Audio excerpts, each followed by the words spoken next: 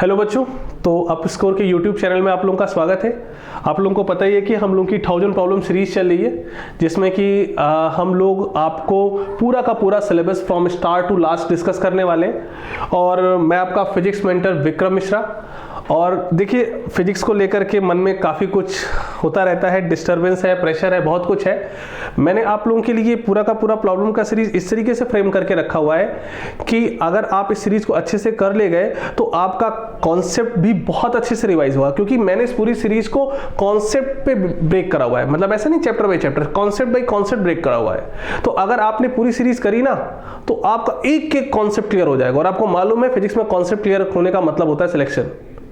तो अगर आपको सिलेक्शन चाहिए तो इस सीरीज को बहुत ही ढंग से करना है और बहुत ही अच्छे से करना है। ठीक है बच्चों, देन लेट्स स्टार्ट। आज हम एकदम बेसिक से बात करेंगे and will start from vector. ठीक है, तो चलिए वेक्टर से स्टार्ट करते हैं। और मैं आपको कोई भी जब प्रॉब्लम बताऊंगा तो उसका कॉन्सेप्ट भी एक्सप्लेन करूंगा, सो डोंट वरी। अगर आपको कॉन्सेप्ट नहीं भी पता है देन विल मैनेज, है ना। Then okay, let's start. देखिए, ये आपके पास पहला प्रॉब्लम दिख रहा है आप लोगों को।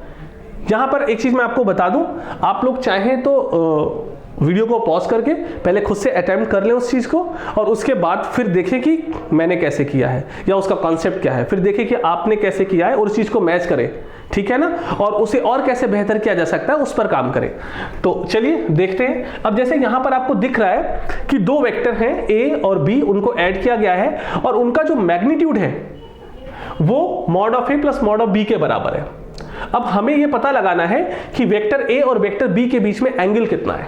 तो वेक्टर ए और वेक्टर बी के बीच में हमें एंगल निकालना है। कई सारे मेथड से हम इसे अप्रोच कर सकते हैं। वैसे तो देखिए, सीधा सीधा आपको पता होगा रिजल्टेंट का फॉर्मूला क्या होता है बच्चों, R equal to root P square plus Q square plus 2pq cos theta होता है ना। ये फॉर्मूला आप लोगों ने सुना होगा। अगर कोई दो वेक्टर है, मैं याद दिला रहा हूं, अगर कोई दो वेक्टर है P और Q और उनके बीच में एंगल कितना है, थीटा, तो ऐसी कंडीशन में उसका रिजल्टेंट का फॉर्मूला क्या होता है, ये होता है। ठीक है, बातें अच्छे से समझ में आ रही है। अब यहां पर भी देखिए ध्यान से, यहां पर इस दोनों का रिजल्टेंट क्या आ रहा है, mod of A plus mod of B. यहां पर आप सीधी सीधी बात है, P जो है वो उसे आप मॉड ऑफ ए ले सकते हैं, और जो Q है उसे आप क्या ले सकते हैं, मॉड ऑफ बी ले सकते हैं। अब बहुत ध्यान से देखिए, तो हमारा रिजल्टेंट आ कितना रहा है, हमारा रिजल्टेंट यहां पे आ रहा है mod of A plus mod of B.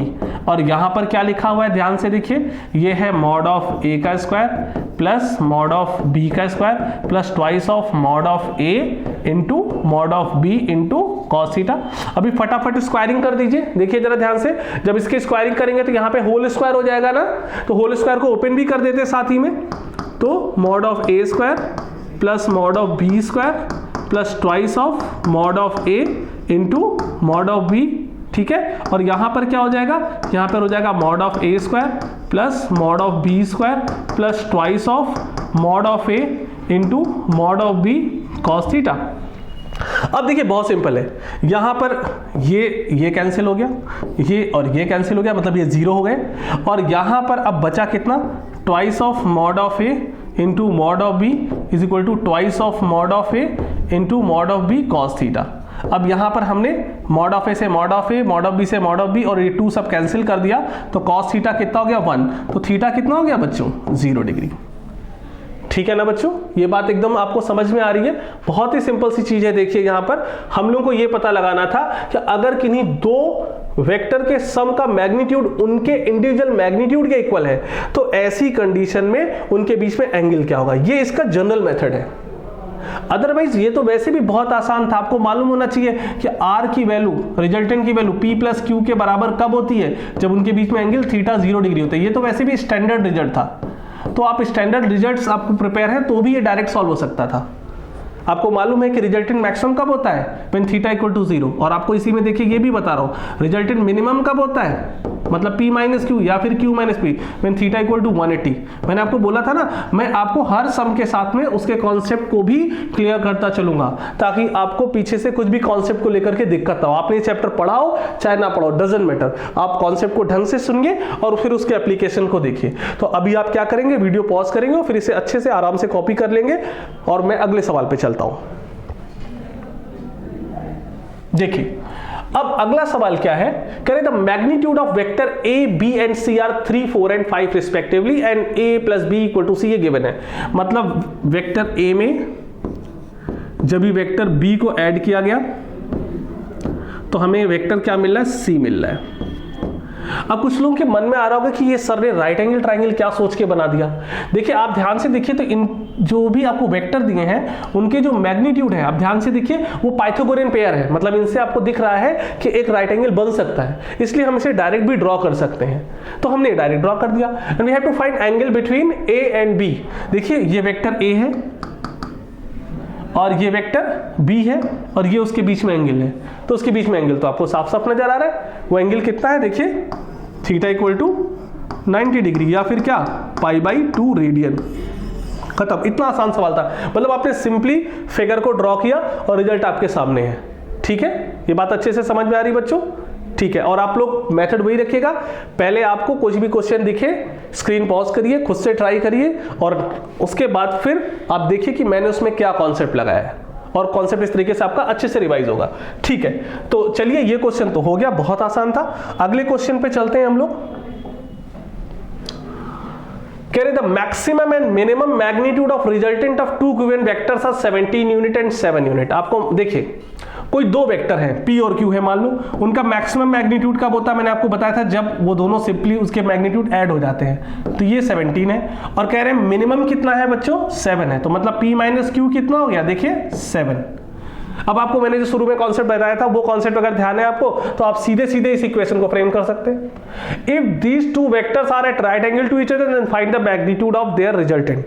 अगर इन दोनों को 90 के एंगल पे लगा दिया जाए, किन दोनों को, P और Q को अगर 90 के एंगल पे लगा दिया जाए तो ऐसी कंडीशन में रिजल्टेंट क्या होगा इनका। तो पहले से सिंप्लीफाई करते हैं। Q से Q कैंसिल हो गया, यहां 2P आया और ये 17 में 7 ऐड करोगे तो कितना आएगा बच्चों, 24। तो यहां से P की वैल्यू कितनी आ गई, 12। P की वैल्यू 12 उठा करके यहां पे रख दीजिए तो ये हो जाएगा 12 plus Q is equal to 17। तो Q इज इक्वल टू कितना हो जाएगा, 5। अभी आपको P और Q की वैल्यू पता है, अब इनको 90 के एंगल पे रखना है। याद करो 90 के एंगल पे रखते हैं तो फॉर्मूला होता है P square plus Q square plus 2PQ cos theta. Theta 90 है तो वो मर जाएगा। अब यहां पर वैल्यूज रखते हैं फटाफट। P का वैल्यू 12 रखा, Q का वैल्यू कितना रखा बच्चों, देखो जरा 5 रखा। इसको सिंप्लीफाई करेंगे 13 आ जाएगा। देखिए आपका आंसर कितना है, 13। देखिए कितना आसान सवाल है। सिर्फ आपने पकड़ना क्या था, इस टर्म को पकड़ना था, मैक्सिमम और मिनिमम मैग्नीट्यूड। अगर ये बात आपने पकड़ ली तो बहुत ही आसानी से आप इस चीज को सिंप्लीफाई कर सकते हैं, है ना। चलिए हम लोग अगले सवाल पे चलते हैं। आप इसे पॉज करके नोट कर सकते हैं बच्चों। चलिए फटाफट अगले सवाल पे आते हैं। देखिए क्या कहना चाह रहा है ये, force F1 and F2 act on a point mass in two mutually perpendicular direction. ठीक है, मतलब दो फोर्स है जो एक पॉइंट मास पे एक्ट कर रहे हैं। देखिए जब भी आप किसी सवाल को रीड करते हैं तो जो पॉइंट पे पूरा सवाल घूम रहा है या जिस पे बेस्ड है उन पॉइंट को आप अंडरलाइन करने की भी प्रैक्टिस करिए मेरे साथ। देखिए जैसे forces F1 and F2 act on a point mass in two mutually perpendicular direction, ये ही है सबसे इंपॉर्टेंट पॉइंट इसका। The resultant force on the point mass will be. अब बहुत आसान है, रिजल्टेंट निकालना है, 90 के एंगल पर है। आपने क्या किया, F1 square plus F2 square plus 2F1 F2 और क्या लिखा बच्चों फटाक से, cos 90, क्योंकि म्यूचुअली परपेंडिकुलर है। cos 90 0 हो गया और आपका आंसर आ गया root F1 square plus F2 square. देख रहे हैं, ऐसे ही सिंपल कॉन्सेप्ट आपको अगर पता है तो बहुत ही आसानी से आप नीट के सवाल को कर लेंगे, बहुत आसानी के साथ। ठीक है ना। चलिए अगले सवाल पे चलते हैं हम लोग। देखिए कितने सिंपल सवाल आते हैं। Two equal forces P each, मतलब दो फोर्सेस है जिनका ईच का मैग्नीट्यूड P है। तो टू इक्वल फोर्सेस, ये इंपॉर्टेंट पॉइंट था इसमें, act at a point inclined to each other at an angle 120 degree. 120 degree पे देखिए इंक्लाइंड है, मतलब इनके लिए थीटा गिवन है हमारे पास और हमारे लिए P और Q दोनों की वैल्यूज आपस में क्या दे दी गई है बच्चों, इक्वल दे दी गई है। The magnitude of their resultant calculate करना है। देखिए बहुत आसान सवाल है, आपने फटाफट फॉर्मूला लिखा, R is equal to root P square plus Q square plus 2PQ cos theta. अब बहुत ध्यान से देखिएगा, यहाँ पे P और Q सब आपस में बराबर है, तो यहाँ भी P लिखा है, यहाँ भी P लिखा है, यहाँ 2P इंटू P स्क्वायर हो गया, और यहाँ पे हो गया cos 120 डिग्री, थीटा की वैल्यू क्योंकि दे रखी है। अब फटाफट हम लोग लिखते हैं P square 2P square plus 2P square cos 120 की वैल्यू बच्चों आपको याद होनी चाहिए -1/2, 2 से 2 कैंसिल हो गया यहाँ पर, तो यहाँ पे बचा बच्चों कितना बचा 2P square minus P square, simplify करेंगे √P स्क्वायर, आंसर आ जाएगा P। ऑप्शन 3 आपका करेक्ट है। ठीक है बच्चों, देखिए कितना सिंपल बेसिक चीजें हैं, बस आपको एक बार कॉन्सेप्ट पता चल गया तो फिर इसे सॉल्व करना बहुत आसान हो जाता है। ठीक है, चलिए बहुत बढ़िया। अब हम इसकी आगे बात करते हैं, अगला पॉइंट डिस्कस करते हैं। अगला सवाल देखिए, a force is inclined at 60 degree to the horizontal. ठीक है, हम ऐसे बनाते हैं इसको, ये एक्स एक्सिस ले लेते हैं, ऐसे वाई एक्सिस ले लेते हैं, और एक फोर्स इंक्लाइंड है इस तरीके से, कितने एंगल पे है बच्चों देखिए 60 डिग्री पे इंक्लाइंड है। If it's rectangular component in the horizontal direction is 50 Newton, इसका जो हॉरिजॉन्टल कंपोनेंट है ये वाला मान लो Fx है, वो कितना दे रखा है, वो आपको दे रखा है यहां पर 50 newton. Then magnitude of vertical component of force is approximately, हमें वर्टिकल कंपोनेंट निकालना, मतलब हमको ये वाला कंपोनेंट चाहिए, देखो ये वाला कंपोनेंट, ये वाला, इसको हम मान लेते हैं Fy, ये निकालना बहुत आसान है। देखिए कैसे निकालेंगे, आप सिंपली इस ट्राइंगल में tan 60 लगा दीजिए, क्या हो जाएगा परपेंडिकुलर अपॉन बेस, तो परपेंडिकुलर कितना है Fy, बेस कितना है Fx, हम यहां पे लिखते हैं √3, Fy हमें निकालना है, और Fx को हम क्या लिख सकते हैं 50, यहां पे क्रॉस मल्टीप्लाई करते हैं, √3 की वैल्यू आपको पता है 1.732 है, और 17 का टेबल पढ़ेंगे तो 85 के आसपास आंसर आना चाहिए, इससे थोड़ा ज्यादा आना चाहिए, 1.7। देखिए ये बड़ा इंपॉर्टेंट है, यहां पर आपको अप्रॉक्स कैलकुलेशन का आइडिया होना चाहिए, सोचते कैसे हैं करते कैसे, जरा ध्यान से देखिए मैं आपको बताता हूं। आपको पता है 17 5 85 है, तो इसका मतलब 85 के आसपास का आंसर होगा, लेकिन उन्होंने फंसा दिया, 85 के आसपास दो आंसर दिए, एक 85 से कम है और दूसरा 85 से ज्यादा है। आप कैसे सोचोगे, आप यूं सोचोगे कि यार ये 1.7 से थोड़ा ज्यादा है, तो जब इससे मल्टीप्लाई करेंगे तो इसकी वैल्यू 85 से थोड़ी ज्यादा आएगी, तो ऑप्शन ये सही है। आपको वहां बैठ करके पूरा सॉल्व करने की कोई जरूरत नहीं है, आपको इस तरीके से भी खुद को इंप्रूव करना पड़ेगा ताकि आप कैलकुलेशन में सही अप्रोक्सीमेशन कर सको और अपने टाइम को बता सको, और टाइम की क्या वैल्यू है आपको पता ही है। चलिए बच्चों आगे बात करते हैं। A force of 5 Newton act on a particle along a direction making an angle 60 degree with the vertical. अब की बार इन्होंने क्या कहा है कि जो फोर्स 5 न्यूटन का एक्ट कर रहा है, अ फोर्स ऑफ 5 न्यूटन, जो फोर्स 5 न्यूटन का यहां पर बच्चों एक्ट कर रहा है, वो वर्टिकल से कितना एंगल बना रहा है बच्चों 60 डिग्री का एंगल बना रहा है। ठीक है, इट्स वर्टिकल कंपोनेंट, अभी हमको इसका क्या निकालना है, वर्टिकल कंपोनेंट निकालना है। ठीक है, देखिए इसका वर्टिकल कंपोनेंट दिखाया तो ये है, देखिए ये इसका वर्टिकल कंपोनेंट है Fy, और ये इसका हॉरिजॉन्टल कंपोनेंट है Fx। देखिए कितना आसान है, और हमें क्या निकालना है, इसका वर्टिकल कंपोनेंट निकालना है, तो बहुत आसान है। आप इसमें क्या लगा दीजिए, आप इसमें cos 60 लगा दीजिए, cos 60 क्या हो जाएगा बेस अपॉन हाइपोटेन्यूज। अब बहुत ध्यान से देखना, इस ट्राइंगल में ये तो हाइपोटेन्यूज है, सबको समझ में आता है, अभी बेस कैसे समझते हैं। देखिए जो थीटा एंगल होता है उसके सामने का साइड होता है परपेंडिकुलर, और जो तीसरा साइड होता है बेस, तो अभी बेस समझ में आ गया, बेस क्या है Fy है, तो cos theta base upon hypotenuse करेंगे, Fy बाई F करेंगे, cos 60 1/2 आएगा, Fy आएगा, और F की वैल्यू 5 आएगी, तो Fy कितना हो गया 5/2, मतलब 2.5 Newton, and this is your answer. So simple. अब देख रहे हैं ना कितना सिंपल तरीके से चीजों को अप्रोच किया जा सकता है, बस चीजें आपको बेसिक पता होनी चाहिए। ठीक है, चलिए आगे बात करते हैं। अगला प्रॉब्लम देखते हैं, y component of velocity is 20 and x component is 10। चलो बना लेते हैं। देखो वेलोसिटी का जो y कंपोनेंट है वो क्या है आपका 20 है, और जो वेलोसिटी का x कंपोनेंट है वो क्या है 10 है। The direction of motion of the body with the horizontal, हमें हॉरिजॉन्टल से निकालना है, तो देखिए पहले रिजल्टेंट वेलोसिटी ड्रॉ कर लेते हैं पैरेललोग्राम लॉ की मदद से। देखिए ये है रिजल्टेंट वेलोसिटी, हमें ये एंगल निकालना है, अल्फा है मान लो, ये Vy है तो यहां भी देखो Vy हो गया, बस अब आप एंगल निकाल लो। आप क्या फॉर्मूला लगाओगे, tan alpha perpendicular upon base.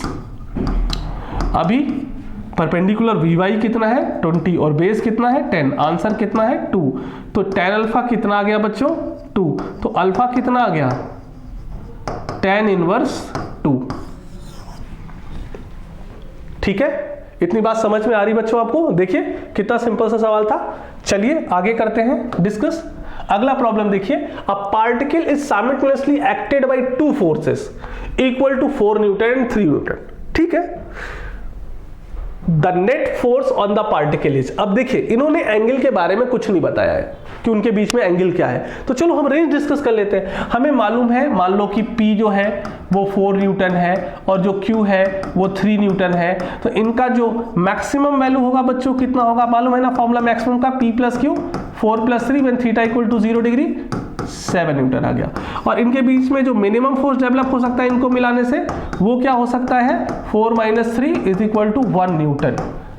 ठीक है ना, तो अब पूछ रहे हैं, a particle is simultaneously acted by 2 forces equal to 4 newton and 3 newton, the net force on the particle. अब क्योंकि एंगल नहीं पता है तो हम एग्जैक्ट कैलकुलेशन या एग्जैक्ट वैल्यू डिसाइड नहीं कर सकते। हाँ, लेकिन ये बता सकते हैं कि इनका जो रिजल्टेंट होगा वो 1 न्यूटन से 7 न्यूटन के बीच में कुछ भी हो सकता है, इसलिए आपका ये ऑप्शन एकदम सही है। बहुत ही अच्छा सवाल था ये। अगला सवाल बच्चों देखते हैं, देखते हैं ध्यान से। ठीक है, अब अगला सवाल क्या, देखिए उसी से मिलता जुलता एक और बड़ा सा प्यारा सा कॉन्सेप्ट लाया है यहां पर। Which pair of the following forces will never give resultant force of 2 Newton. मतलब इनमें से कौन सा पेयर ऐसा है जो 2 न्यूटन का फोर्स नहीं दे सकता। तो चलो डिस्कस कर लेते हैं। देखिए इसका मिनिमम वैल्यू, इनका डिफरेंस ले लो 0 और मैक्सिमम वैल्यू कितना है 4 न्यूटन। मतलब इसमें फोर्सेस 0 से 4 के बीच में कुछ भी हो सकता है, तो मतलब ये पॉसिबल, ये आपको 2 न्यूटन दे सकता है। चलिए इसमें चेक करते हैं, इसमें मिनिमम कितना है, देखिए घटा दो 0 और मैक्सिमम कितना है, जोड़ दो 2 न्यूटन। इसमें भी 2 न्यूटन की पॉसिबिलिटी है। चलो इसमें देखते हैं, इसमें मिनिमम कितना है, देखो 2 न्यूटन और देखो मैक्सिमम कितना है, ऐड कर दो दोनों को, देखो जरा, तो 4 न्यूटन। इसमें भी पॉसिबिलिटी है, जरा इसको चेक करते हैं। इसमें मिनिमम 4 माइनस 1 कितना है 3 न्यूटन और मैक्सिमम कितना है 4 प्लस 1 5 न्यूटन। अरे वाह, यही एक ऐसा पेयर है जिसमें मिनिमम वैल्यू 3 न्यूटन है, मैक्सिमम 5 न्यूटन है, मतलब इसमें 2 न्यूटन आने की कोई भी पॉसिबिलिटी नहीं है। इसलिए बच्चों यहां पर हमारा ये ऑप्शन एकदम सही है, क्योंकि उन्होंने यही पूछा था which pair of the following forces will never give. देखो यहां पर मैंने बोला था जो पॉइंट अंडरलाइन करते हैं वो ये पॉइंट था, never give resultant force of 2 Newton. ठीक है बच्चों, अगले प्रॉब्लम पे चलते हैं हम लोग। Two vectors A and B lie in a plane. Another vector C lie outside this plane. Then resultant of these 3 vectors A plus B plus C क्या होगा। बहुत ही प्यारा कॉन्सेप्चुअल प्रॉब्लम है, बहुत ध्यान से समझिएगा। कभी भी अगर 3 वेक्टर से हमको रिजल्टेंट 0 चाहिए तो उन तीनों का कोप्लेनर होना जरूरी है। मैं आपको समझाता हूं कैसे। जैसे मान लो एक वेक्टर A ऐसे खींचा, अभी B ऐसे खींचा, अब रिजल्टेंट को 0 करना है तो C यहां पे ऐसे होना चाहिए, तभी तो रिजल्टेंट 0 होगा, घूम के वहीं पहुंच गए। लेकिन इसके रिजल्टेंट 0 होने के लिए तीनों का एक प्लेन में होना बहुत जरूरी है। क्यों? क्योंकि मान लो वेक्टर A ऐसा है, वेक्टर B ऐसा है और वेक्टर C इधर आ गया, तो क्या वो यहां हो सकता है? नहीं। और अगर यहां नहीं होगा तो रिजल्टेंट भी कभी 0 नहीं होगा। इसका मतलब आपको क्लियर हो जाना चाहिए कि अगर कभी आपको 3 फोर्सेस को मिला करके रिजल्टेंट 0 करना है तो उनका कोप्लेनर होना जरूरी है। और ये कंडीशन भी है कि अगर कोप्लेनर फोर्सेस हैं और वो आपस में पैरेलल नहीं है तो जो minimum number of forces required होते हैं या फिर minimum number of vectors required होते हैं रिजल्टेंट को 0 करने के लिए बच्चों, वो 3 होते हैं। और अगर नॉन कोप्लेनर है तो मिनिमम कितने रिक्वायर्ड होते हैं? 4। अब देखिए मैंने ये 2 कॉन्सेप्ट आपके और ऐड ऑन किए, तो मैं इसी तरीके से एक एक कॉन्सेप्ट आपको एक्सप्लेन करता चलूंगा। आप इसे फिर से समझ लीजिए। मैंने ये कहा कि अगर आप लोग यहां पर आपको 3 वेक्टर से रिजल्टेंट 0 करना है तो उनका कोप्लेनर होना जरूरी है, या कोप्लेनर वेक्टर जो कि आपस में पैरेलल नहीं है, कोप्लेनर वेक्टर जो कि आपस में पैरेलल नहीं है, उनकी संख्या मिनिमम 3 होनी चाहिए, तब जाकर के रिजल्टेंट 0 होता है। और नॉन कोप्लेनर में मिनिमम रिक्वायरमेंट कितनी होती है वेक्टर्स की? 4, तब जाके उनका रिजल्टेंट 0 होगा। तो इसमें हमारा कैन नॉट बी 0 एकदम सही ऑप्शन है। चलिए अगले प्रॉब्लम पे चलते हैं। The vector projection of vector this on Y axis. देखिए अब एक चीज समझिए, मैं अब आपको यहां पे मैंने बोला था ना, किसी भी क्वेश्चन में जो भी कॉन्सेप्ट आएगा आई विल एक्सप्लेन। तो देखिए होता क्या है, जैसे कि मान लीजिए कोई वेक्टर लिखा है a1 i cap, a2 j cap और a3 k कैप, ये है, ये आपके सामने एक वेक्टर लिखा हुआ है। अब ये जो वेक्टर है आपका a1 i cap plus a2 j cap plus a3 k cap, इस वेक्टर में जो a1 होता है वो होता है आपका कंपोनेंट अलोंग एक्स एक्सिस, ऐसे ही ये कंपोनेंट अलोंग वाई एक्सिस होता है और ये आपका कंपोनेंट अलोंग जेड एक्सिस होता है। तो मतलब आपको इस फॉर्मेट पे अगर वेक्टर गिवन है तो आप कंपोनेंट डायरेक्ट कोफिशिएंट देख के बता सकते हो। मतलब अब जो वेक्टर गिवन है जरा उस पे आते हैं। आपको जो वेक्टर गिवन है वो है 3i कैप, y तो है ही नहीं, सॉरी j कैप तो है ही नहीं, तो 0j कैप लिख दो, कोई दिक्कत नहीं, प्लस 4k कैप। अब देखिए बहुत आसान है यहां पर समझना, क्या कि अगर आपको यहां पर x के लॉन्ग कंपोनेंट चाहिए तो वो दिख रहा है 3 है, y के लॉन्ग 0 है, z एक्सिस के लॉन्ग 4 है। आपसे पूछा किसके लॉन्ग है, ऑन y एक्सिस, तो y एक्सिस के लॉन्ग हमारा बच्चों क्या हो जाएगा, ध्यान से देखिए, कंपोनेंट 0 हो जाएगा। ठीक है ना, तो हमारा ऑप्शन कौन सा सही है, ये सही है। ठीक है, चलिए फिर अगले सवाल पे चलते हैं हम लोग। देखिए हमसे कह रहे हैं यूनिट वेक्टर अलोंग आई कैप प्लस जे कैप निकाल के दिखाओ। देखिए कितना आसान होता है। अब मैं आपको यूनिट वेक्टर का कॉन्सेप्ट बता रहा हूं। देखिए क्या होता है, जैसे कि हम बात कर रहे हैं यूनिट वेक्टर कैसे निकालते हैं, किसी भी वेक्टर में उसी के मैग्नीट्यूड से डिवाइड कर दे तो यूनिट वेक्टर मिल जाता है। ठीक, अच्छा अब लोग सोच रहे होंगे सर मैग्नीट्यूड का फॉर्मूला तो हमें याद ही नहीं है। हम बताते हैं a1 i cap plus a2 j cap plus a3 k cap. तो अगर आप इसका मैग्नीट्यूड लिखना चाहें तो क्या हो जाएगा बच्चों, root a1 square plus a2 square plus a3 square, ये होता है इसका मैग्नीट्यूड। तो फटाफट करते हैं, अगर हमें यहां पे निकालना है इसका यूनिट वेक्टर तो पहले इस वेक्टर को लिखते हैं क्या, आई कैप प्लस जे कैप, फिर रूट। अब देखिए यहां पे आई कैप का कोफिशिएंट कितना है 1, जे कैप का कोफिशिएंट कितना है, यहां पे कोफिशिएंट ही तो लिखे ना आपने 1, और के कैप है नहीं तो उसका कोफिशिएंट क्या हो गया 0, आप लिखे चाहे ना लिखे। अब इसे सिंप्लीफाई करेंगे तो बच्चों क्या आ जाएगा, देखिए 1 स्क्वायर प्लस 1 स्क्वायर 1 प्लस 1 हो जाएगा, 1 प्लस 1 2, तो आंसर आ गया दिस। तो कौन सा ऑप्शन बच्चों सही है, थर्ड ऑप्शन सही है। देखिए कितने सिंपल क्वेश्चंस हैं और उन सिंपल क्वेश्चन से आप किस तरीके से कॉन्सेप्ट को अच्छे से रिवाइज कर पा रहे हैं। ठीक है, चलिए फटाफट हम लोग अगले क्वेश्चन पे चलते हैं। A vector is represented by this, its length in XY plane. बहुत प्यारा सवाल है, बहुत प्यारा। देखिए क्या है इसमें, आप इसे पॉज करके ट्राई भी करें, जरूर करें, जैसे मैंने पहले ही आपको बताया। अब यहां पर हो क्या रहा है कि यहां पर आपको ये अच्छे से पता है। देखिए अब ये सब सवाल वही बच्चे आसानी से कर सकते हैं जिनका कॉन्सेप्ट एकदम क्लियर है, अदरवाइज उलझ जाएंगे लैंग्वेज में ही। लेंथ इन XY प्लेन का मतलब क्या होता है, देखो आपको मालूम है इसमें जो 3 है वो x एक्सिस पे है, जो यहां पे कुछ नहीं है इसका मतलब 1 है। ये किस पे है, y एक्सिस पे है, मतलब x एक्सिस पे 3 है और y एक्सिस पे 1 है, तो ये 3 है ये 1 है, तो जो XY प्लेन है उस पे जो लेंथ है वो यही तो हुई। XY प्लेन पे लेंथ कितनी है, इतनी है। अब ये लेंथ निकालनी है तो इस लेंथ को L मान लेते हैं, तो L कितना हो जाएगा, root 1 square plus 3 square, simplify करो 1 प्लस 9 लिखो, कितना आंसर आ गया, रूट 10। देखो आंसर आ गया। तो ये कितना आसान सवाल है, लेकिन इसके लिए आपको समझना पड़ेगा कि लेंथ इन XY प्लेन का मतलब आखिर क्या होता है। ठीक है, बढ़िया। तो अभी हमने आज यहां पर जो कॉन्सेप्ट डिस्कस किए उसमें वेक्टर ऐड कैसे हो रहा है, वेक्टर को हम रिजॉल्व कैसे कर रहे हैं, और वेक्टर जो x axis y axis z axis से जो एंगल बनाता है वो, ये सारी छोटी छोटी बातें हमने आपसे डिस्कस करी हैं। अभी वेक्टर का अगला पोर्शन जो होगा वो हम लोग अपने अगले लेक्चर में करेंगे।